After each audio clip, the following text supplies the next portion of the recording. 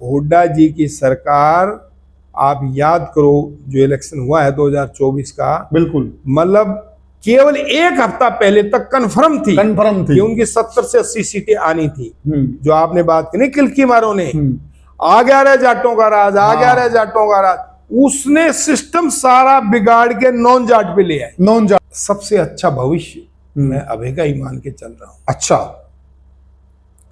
अभय का, अच्छी बात कर रहे हैं आप उनके अभय का कि वो एक बात के धनी है, जिसे हम बोलते हैं मैन ऑफ कमिटमेंट, जुबान के धनी, जुबान के धनी। भाई जेपी चले उनका रहा है, हाँ जेपी उनका शागिर्द रहा है या उनका नर्सरी का पौधा रहा है, तो वो देवीलाल नर्सरी का पौधा है और जयप्रकाश जेपी स्वीकार भी करते हैं। अब वो कांग्रेस में चला गया है, उसका अपना सिस्टम है, हाँ ठीक है, हाँ कि इनको मैं नाप लूंगा।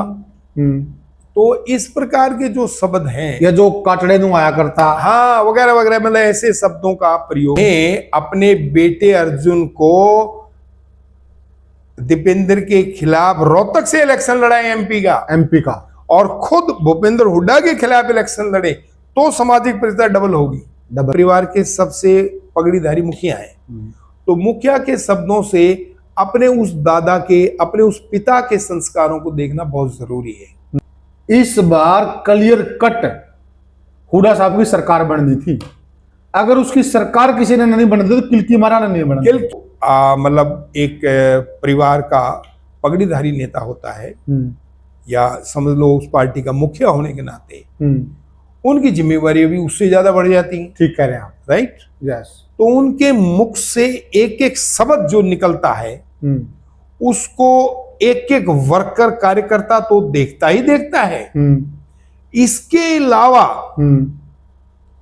अलावा जो पब्लिक इमेज है वो उसको बहुत ध्यान से सुनती है और पढ़ती है। लहर दुष्यंत की चली थी, बिल्कुल, कि भी ताऊ देवलाल का पड़पोता है, हाँ, और उसी नक्शे सिस्टम पे चल रहा है, वही 6 फुट का लंबा जवान, 6.5 फुट का देखी, हाँ, लेकिन वो उसके अपने कारण रहे हैं।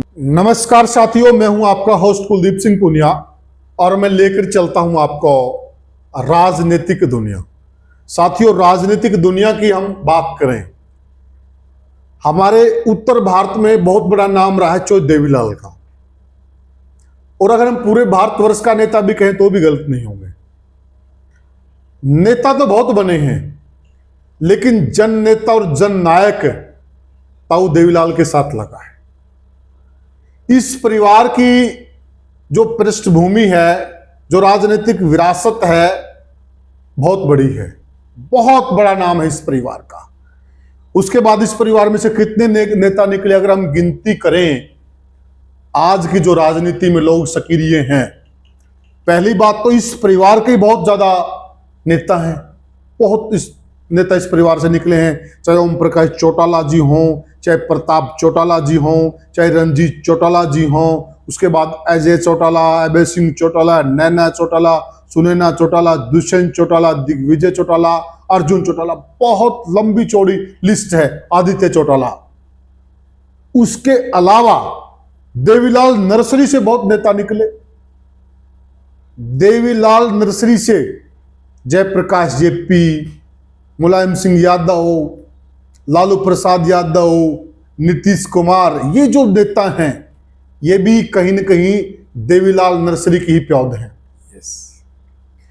इतने नेता इस परिवार से निकले, और अब जो किसान समाज है, एक तबका अभय सिंह चौटाला में भी वही चीज देख रहा है कि अभय सिंह चौटाला उस विरासत को लेकर आगे बढ़े। काफी सारे लोग ये कह रहे हैं। दुष्यंत चौटाला में भी वो छवि उन्होंने देखी और दुष्यंत चौटाला का साथ दिया और 10 सीटें आ गई नई पार्टी की। दिग्विजय चौटाला भी उस परिवार की विरासत को लेकर आगे बढ़ रहे हैं। लेकिन जो अभय सिंह चौटाला की हम बात कर रहे हैं, उम्मीदें बहुत हैं लोगों को उनसे, लेकिन वो कई बार बड़त बोलापन, वो एक झटके में तपाक से कुछ भी बोल देते हैं। क्या ये चीज उनको भविष्य में नुकसान कर सकती है? अभय सिंह चौटाला जिस प्रकार से काम कर रहे हैं, इन लोग की क्या आने वाले समय में भूमिका रहेगी, इन सारी बातों को लेकर हम चर्चा करेंगे साथियों, बिल्कुल निचोड़ निकालेंगे। और चर्चा में हमारे साथ खास मेहमान हैं जिन्होंने उस क्षेत्र में भी काम किया है, पूर्व आईजी रणवीर शर्मा जी। शायद इनकी पहली दूसरी पोस्टिंग ही वहीं पर थी, डबवाली में। तो अच्छे से राजनीति का विश्लेषण भी करते हैं और खूब राजनीति को नजदीक से भी देखा है। तो सबसे पहले तो आईजी साहब, ग्रामीण भारत मंच पर आपका स्वागत है। नमस्कार, धन्यवाद। आईजी साहब, देखिए, आपने देवीलाल परिवार को बहुत नजदीक से देखा है और आप वहां पोस्टेड भी रहे हैं उस क्षेत्र के अंदर।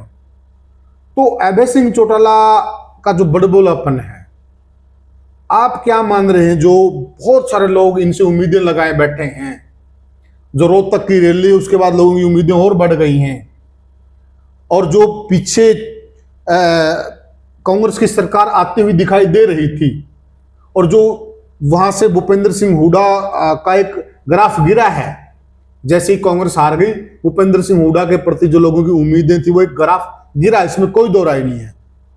तो आपको क्या लगता है कि अभय सिंह के बारे में जो बड़बोलापन है, गाए बगाए लोग चर्चा भी करते हैं, आप क्या मानते हैं?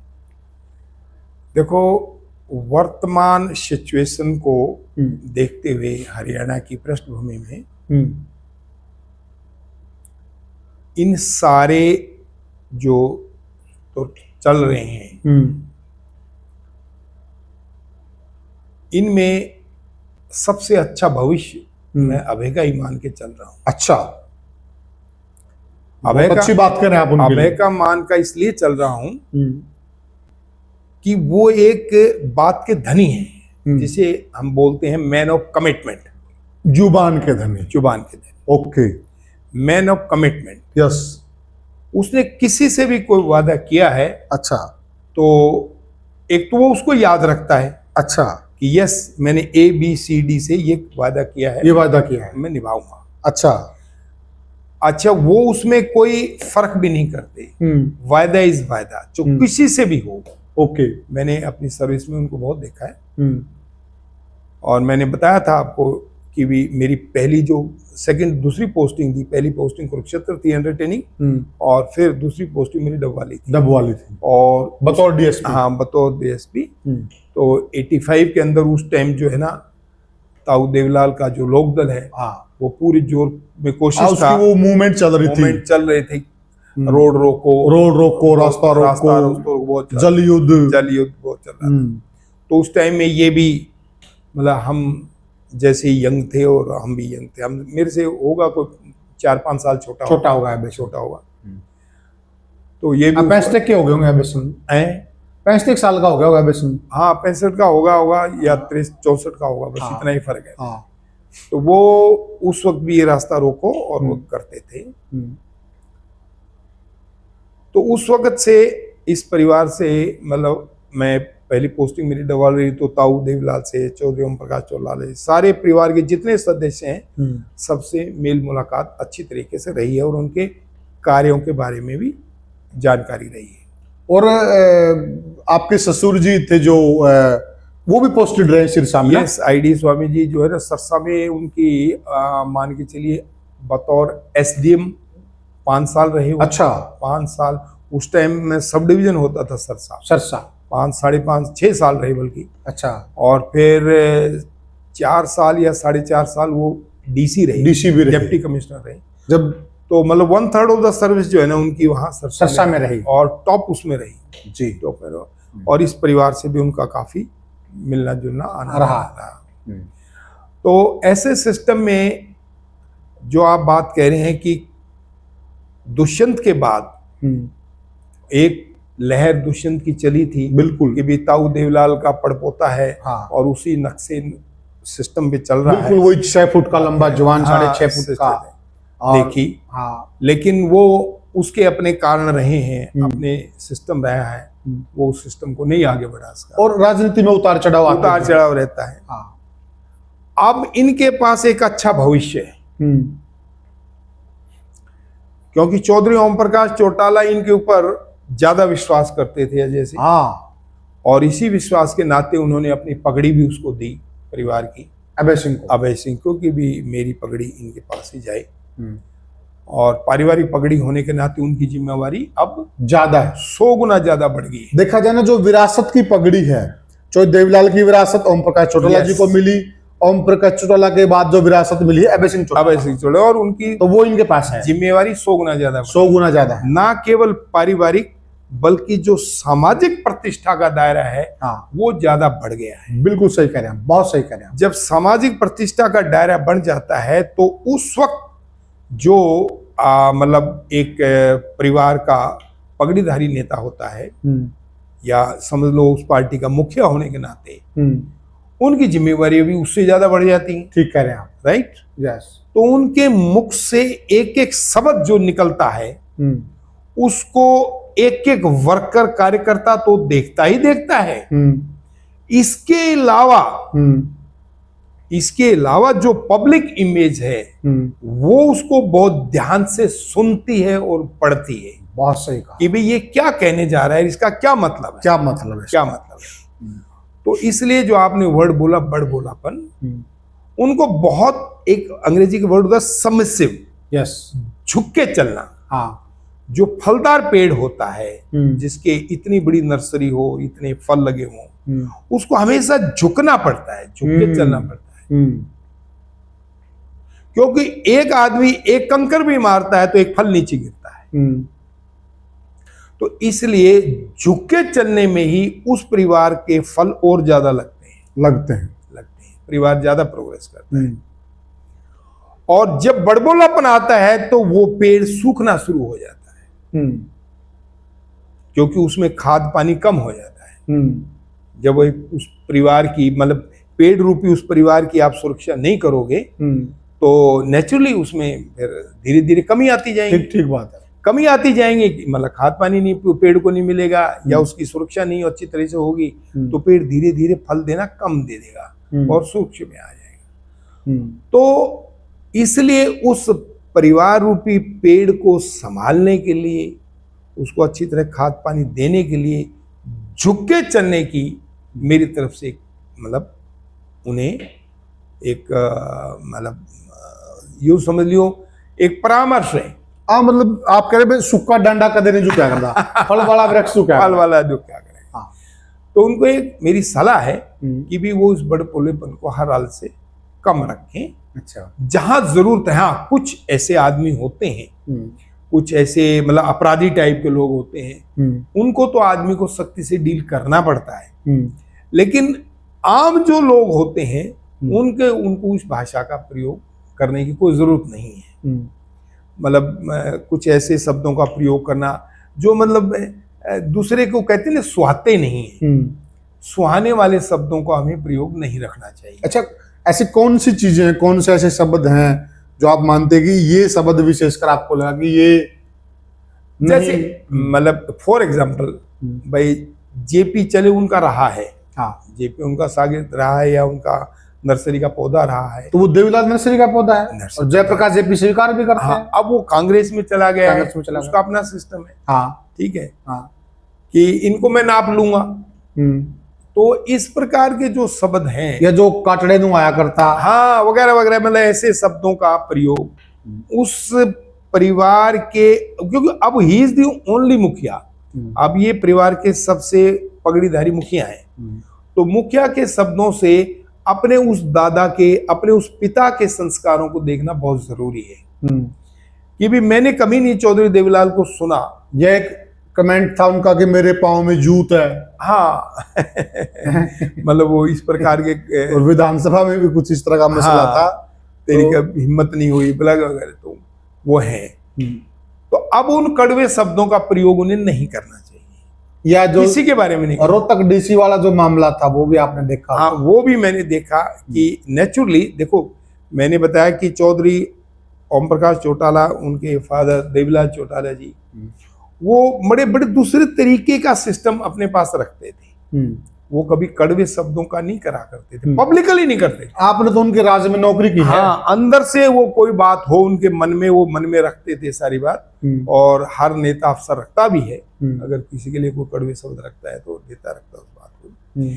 लेकिन सामाजिक प्रति, क्योंकि आजकल तो मोबाइल का टाइम आ गया, अब वो टाइम चेंज हो गया ना, पब्लिक प्लेस के सिस्टम चेंज हो गया, अब तो बिल्कुल सारा ही पब्लिक इस मोबाइल पे चला गया, इस मोबाइल से ही सबकी प्रतिष्ठा बननी शुरू हो गई है। ठीक बात है। तो 1 मिनट में कैच करेंगे। अब अर्जुन चौटाला था, चाहे बात कोई भी हुई है, डीसी कुछ कह रहा हो या एसपी कुछ कह रहा हो, सुन लिया आपने, बात समझ लिया, आपने जो बात रखनी है रख दी, लेकिन उस वक्त कोई भी ऐसा बड़बोलापन करना वो वायरल होता है।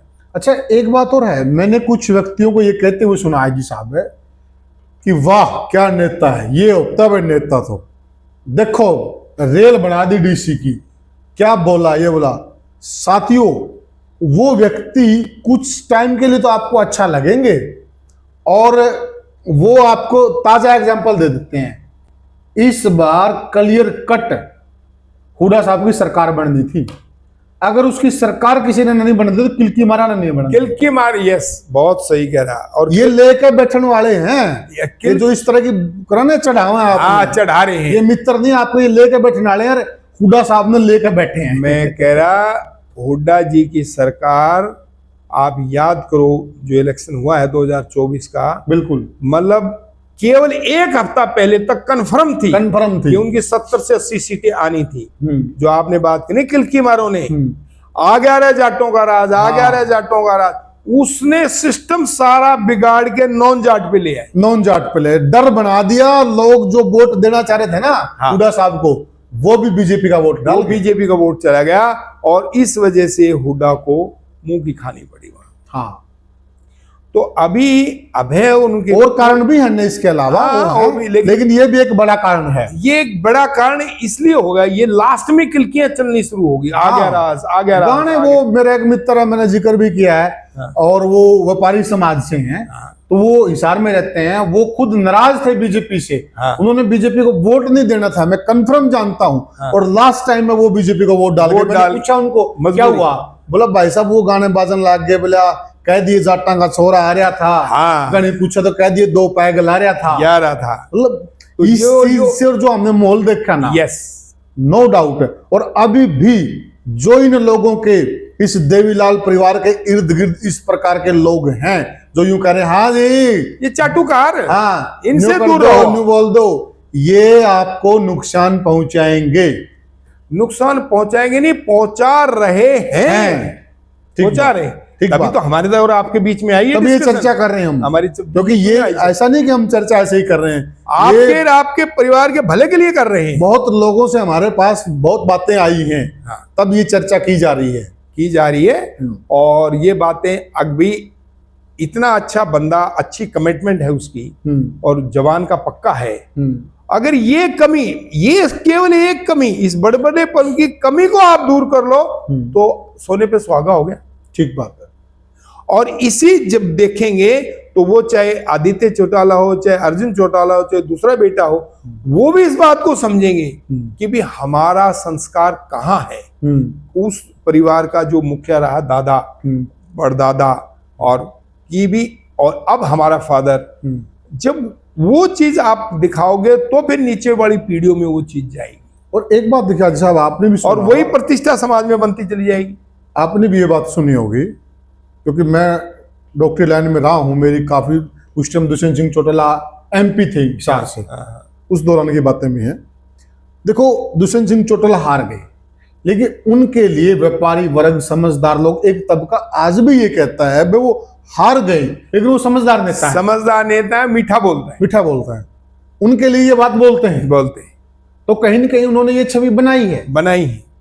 और अभय सिंह के बारे में जो आप कह रहे हैं, अधिकतर लोग ये बोलते हैं वो बढ़िया आदमी है, जबान का पक्का है, खरा आदमी है, पर वही जो आप कह रहे हैं, लास्ट में वो बात कह देते हैं कि भी ये जो बोलने का बस बोलने वाला जो सिस्टम है, आप इस कड़वे स्वभाव को छोड़ दो, आप सोने पे सुहागा बन जाओ। ये तो आप ये देखिए ना, एक कॉन्फ्रेंस थी, आप तो जानते भी होगा, आपके साथ काम भी किया उन्होंने, जो वो वाई पूर्ण कुमार जी थे, उनका जो मामला हुआ था, और वो चलती कॉन्फ्रेंस में वो उनको बता दिया उमेश सिंह लोहान को जी ऐसे ऐसे घटना घटी। अभय सिंह के मुख से कुछ ऐसे शब्द निकल गए थे, हालांकि वो स्वाभाविक हैं, हम हमारे समाज में स्वाभाविक बातें हैं वो, और वो कुछ दिन तो मुद्दा बना, लेकिन ठीक है, उसकी वो भरपाई कर गए वो। लेकिन वो अगर बड़ा मुद्दा बन जाता या 2-4 दिन जो भी मुद्दा बना तो वो जुबान की वजह से। जुबान की वजह से। तो इसलिए जुबान के ऊपर ही सारा रस है, और खासकर पॉलिटिकल लाइफ में। यस, क्योंकि पॉलिटिकल लाइफ आपकी सामाजिक लाइफ के साथ जुड़ी है, और सामाजिक प्रतिष्ठा और पॉलिटिकल लाइफ का एक सर्कल है कि जैसे जैसे पॉलिटिकल लाइफ में सामाजिक प्रतिष्ठा का सर्कल जुड़ता है, वो घटा बढ़ा करता रहता है। तो इस घटा बढ़ा को बराबर रखने के लिए आपको इन शब्दों का, आप अपने मन में जो बात रखनी रखिए, वो आपका अपना दिल है, उसमें तो कोई नहीं टोक सकता भी इसके बारे में क्या आपने नजरिया रखना है, वो एक अलग चीज है। लेकिन आप अपनी जुबान से कड़वे ना बने, बस इतनी ही हमें रखनी है। एक राजनीतिक सलाह प्रश्न भी है आजी साहब।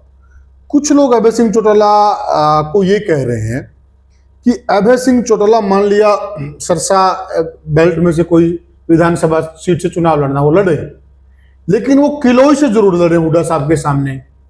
2 सीटों से लड़ ले, ममता भी 2 सीटों से लड़ रही थी, चौधरी देवीलाल जी भी 2 सीटों से लड़ते थे, कि किलोई से जो लड़ेंगे तो वहां से वो बड़े नेता बनेंगे, बड़ा अच्छा मैसेज जाएगा। अच्छा सवाल किया आपने, बहुत अच्छा सवाल। आप क्या मानते हैं? मैं तो किलोई से नहीं, मैं तो बोल रहा हूं कि उन्हें अपने बेटे अर्जुन को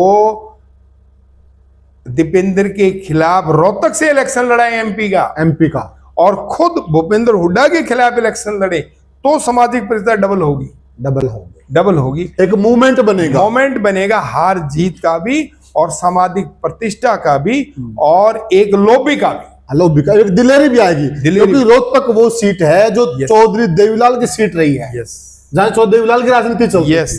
ये जो ओल्ड रोहतक है, यहाँ का जो वोट बैंक है वो अलग महत्व रखता है। हालांकि ये तो हमसे तो बहुत शाने हैं इन मामलों में, बिल्कुल, लेकिन हमारा एक भी अच्छा एक बात है ना साहब, हार जीत तो लगी हुई है, अभी भी तो वो एलनाबाद से हार गया, अभी कौन से जीत रहे हैं वो? नहीं, ठीक है, मान लो हार जीत तो लगी हुई है, नहीं उसका तो देखना ही नहीं चाहिए। हाँ, लेकिन अगर नेता बनना है तो नेता तो है ही वो। नेता बनना क्या, नेता तो है, बड़ा नेता बनने के लिए उन्हें ये एक्सेप्ट चौधरी देवीलाल के से लेने चाहिए, ये सीख लेनी चाहिए कि भाई हाँ, मैं रोहतक से ही इलेक्शन लड़ूंगा। और अर्जुन चौटाला ने कुरुक्षेत्र से तो चुनाव लड़ा, लेकिन अगर वो रोहतक से लड़ेंगे तो उनकी प्रतिष्ठा डबल होगी। हाँ, तो अर्जुन चौटाला भी बड़े नेता बनेंगे, उनकी डबल, परिवार की डबल आएगी डबल। और वो जो चौधरी देवीलाल का पुराना सिस्टम है वो जागृत हो जाएगा, जैसे अब इन्होंने फैसला किया था रोहतक में रैली करने का, वो अच्छा फैसला था। बिल्कुल ठीक, बिल्कुल सही है। नहीं, वो मैं कह रहा, हमसे तो 100 कदम ज्यादा शान है, वो अच्छा फैसला था, 100 कदम जाने। हम तो परामर्श केवल इस बात पे दे रहे हैं कि जो एक छोटी सी, क्योंकि एक अच्छा फ्रेंड या अच्छा दोस्त ही उस शब्द को बोलेगा, ठीक बात, बाकी तो चाटुकार नहीं बोलेगा ये शब्द। चाटुकार तो चाटुकारिता के शब्द बोलेंगे, ठीक बात। तो हम वो चीज इनको विश्लेषण में दे रहे हैं, अगर ये छोटी सी चीज है, आप इसको दूर कर लो, तो आपका ऑरा और ट्रिपल हो जाएगा। ठीक है। तो साथियों, ये हमने जो चर्चा की है, ये चर्चा की है अभय सिंह चौटाला के बड़बोलेपन पर। आपको ये चर्चा कैसी लगी? आप क्या मानते हैं? आपके क्या सुझाव हैं? क्या आपको भी ये लगता है कि एक कहावत भी है अपनी कि या बोली गधे चढ़ा दे और या बोली घोड़े चढ़ा दे? तो क्या बोल बाणी पर काम करना जरूरी है? आप कमेंट सेक्शन में जरूर बताएं, अपने सुझाव भी दें आप कि क्या क्या अभय सिंह जी कर सकते हैं, क्योंकि देखिए इसमें कोई दो राय नहीं है, हरियाणा की राजनीति में काफी उथल पुथल होनी है, अगले चुनाव में खूब उथल पुथल होनी है। यह आप नोट कर लो, हम अपने अनुभव के आधार पर कह रहे हैं। तो साथियों, जरूर सुझाव दें, फिर मिलेंगे किसी और वीडियो में किसी और मुद्दे पर, तब तक के लिए राम राम।